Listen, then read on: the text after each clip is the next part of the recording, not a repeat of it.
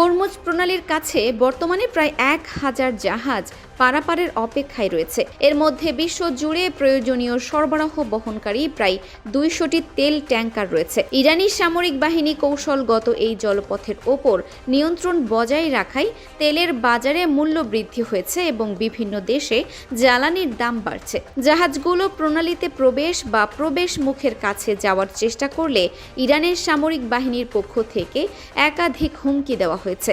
কয়েকদিন আগে দূরে একটি জাহাজকে কয়েক ঘন্টা ধরে জ্বলতে দেখা গেছে।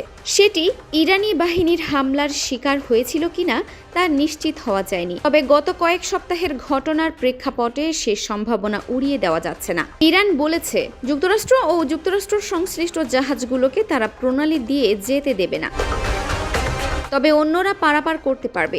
যদিও যুক্তরাষ্ট্র সংশ্লিষ্ট নয় এমন জাহাজও লক্ষ্যবস্তু হয়েছে। সম্প্রতি থাই পতাকাবাহী একটি জাহাজ হরমুজ প্রণালী দিয়ে যাওয়ার চেষ্টা করলে তার দিকে ব্যালিস্টিক ক্ষেপণাস্ত্র নিক্ষেপ করা হয়। ক্ষেপণাস্ত্র জাহাজটিতে আঘাত হানে এবং প্রায় 20 জন নাবিককে ওমানের নৌবাহিনী উদ্ধার করে। এখনও প্রায় 3 জন নাবিক সমুদ্রে নিখোঁজ রয়েছেন বলে ধারণা করা হচ্ছে।